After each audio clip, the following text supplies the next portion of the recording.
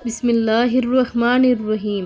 آپ صلی اللہ علیہ وآلہ وسلم نے کون سی 3 چیزیں اللہ سے مانگی جن میں سے 2 عطا فرما دی گئی اور تیسری پھیر دی گئی؟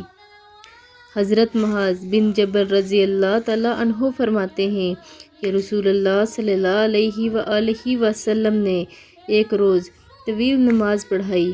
جب آپ صلی اللہ علیہ وآلہ وسلم نے سلام پھیرا تو صحابہ کرام رضوان اللہ علیہ اجمعین نے عرض کیا، اے اللہ کے رسول صلی اللہ علیہ وآلہ وسلم، آپ نے آج نماز اتنی طویل کیوں فرمائی؟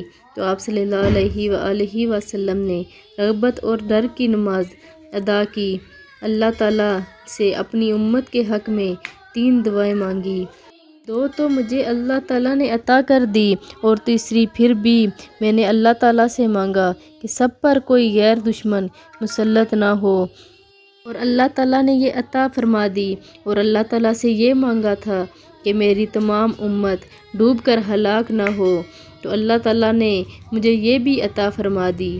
اور میں نے اللہ تعالیٰ سے یہ مانگا کہ یہ آپس میں نہ لڑیں، اللہ تعالیٰ نے یہ میری دعا پھیر دی، یعنی اللہ تعالیٰ نے یہ میری دعا پھیر دی۔ ابن ماجہ کی حدیث مبارکہ ہے۔